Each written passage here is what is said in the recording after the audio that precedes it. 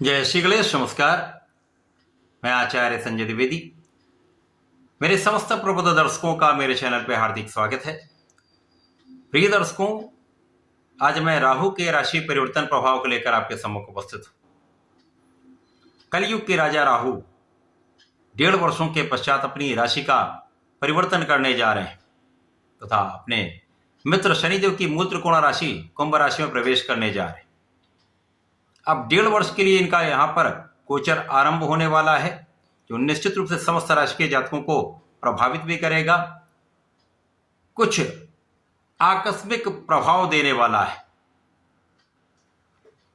शनिदेव कर्म प्रधान देव हैं, शनिदेव न्यायाधीश हैं और शनिदेव की राहु के साथ मित्रता का भाव है।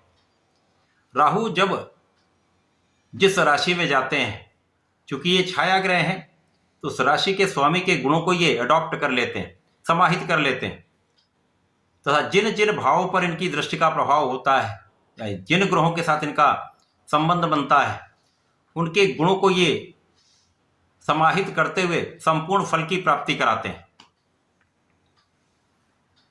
इस 1.5 वर्ष के गोचर काल में ये राहु शनि के भी प्रभाव में रहेंगे, क्योंकि शनि की राशि में इनका गोचर होगा तथा गुरु के भी ये प्रभाव में रहने वाले हैं। इस प्रकार से शनि और गुरु दोनों का ये गुण अपने अंदर समाहित करने वाले हैं, जो निश्चित रूप से समस्त राशि के जातकों को कुछ बड़ा लाभ देने वाला है, कुछ विशेष योग बनाने वाला है। प्रिय दर्शकों, राहु नैसर्गिक रूप से एक विषाक्त ग्रह है, नकारात्मक ग्रह है, तो जो उनका नैसर्गिक प्रभाव है वो तो प्राप्त होगा ही।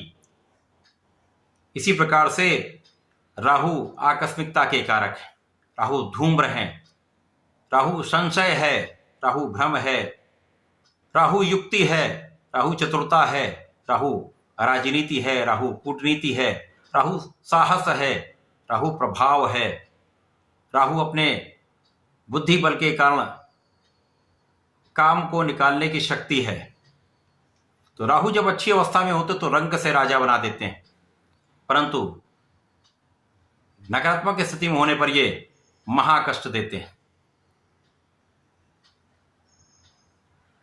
राहु बड़ी बड़ी इंडस्ट्री का स्वामी बना देते हैं, बड़ी गाड़ियों के स्वामी बना देते हैं, बड़े धन बड़ी समृद्धि के ऐश्वर्य के स्वामी बना देते हैं, परंतु जब ये नकारात्मक स्थिति में आते हैं तो महाकष्ट का योग भी बना देते हैं।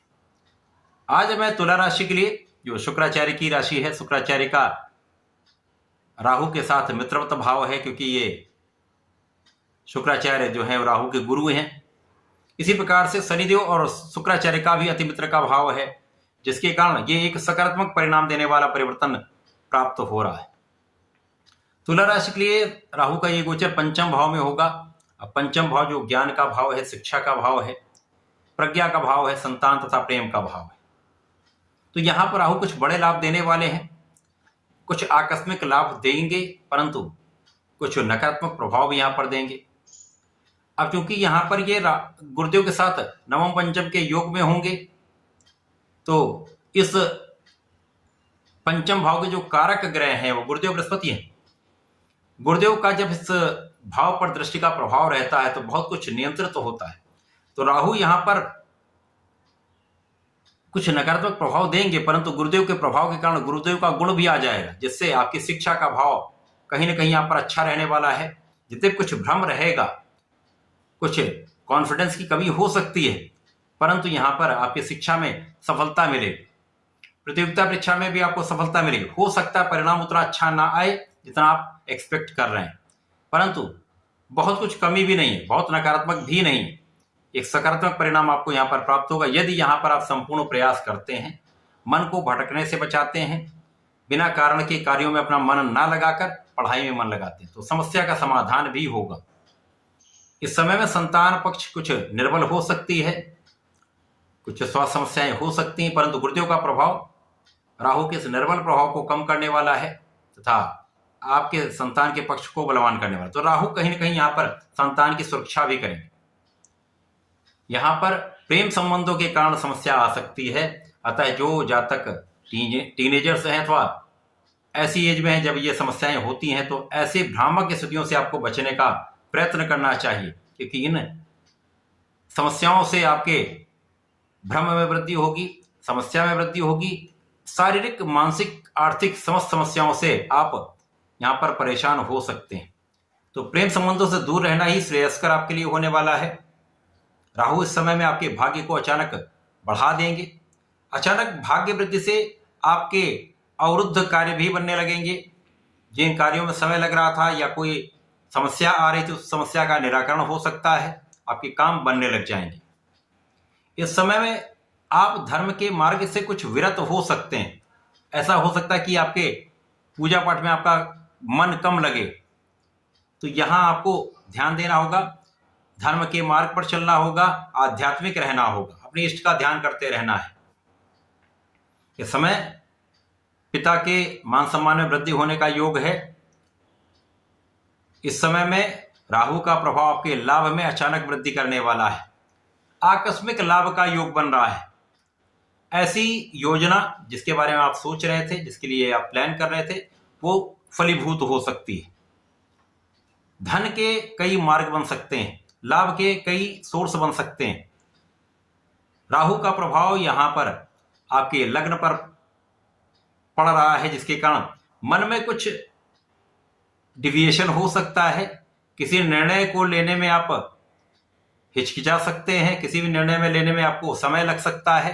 परंतु गुरु का प्रभाव भी यहां पर है, जिसके कारण विचारशील होकर यदि आप कार्य करेंगे, सोच विचार कर निर्णय लेंगे, तो निर्णय आपके अच्छे रहने वाले हैं, कहीं बड़ी समस्या नहीं आएगी। तनाव कुछ बढ़ सकता है। तनाव पर नियंत्रण के लिए सूर्यदेव को जल दीजिए, ओम घृणी सूर्याय नमः का जप करिए तथा प्राणायाम करें, अपने मन को कंसंट्रेट करें, तो बहुत सारी समस्याओं का यहाँ पर निदान हो जाएगा। इसी प्रकार से मन को भटकने से बचाना है। जिस कार्य में आप हैं वहां पर निष्ठा के साथ कार्य करिए, पढ़ाई में निष्ठा के साथ पढ़ाई करिए, व्यापार में अपना पूर्ण परिश्रम लगा दीजिए। प्रोफेशन में है तो यहाँ पर नए अवसर मिलेंगे। उन अवसरों की वृद्धि के लिए निरंतर प्रयास अत्यंत आवश्यक है, क्योंकि शनिदेव का प्रभाव कर्म प्रधान है और राहु उनके गुणों को ले रहे हैं। तो निश्चित रूप से इस समय में आपको अपने कर्म पर ध्यान देना होगा, लापरवाही से बचना होगा। डुअल नेचर्ड हो जाता है व्यक्ति। और तुला राशि वैसे भी इस प्रकार की राशि है जहां पर आगे पीछे दोनों ओर व्यक्ति सोच समझकर तब आगे बढ़ने का प्रयास करता है। उसमें राहु का प्रभाव और भटकाने वाला होता है। तो यदि इस समय में आप अपने मन को सशक्त रखते हैं, अपने मन को बलवान रखते हैं, तो समस्याएं कम होंगी।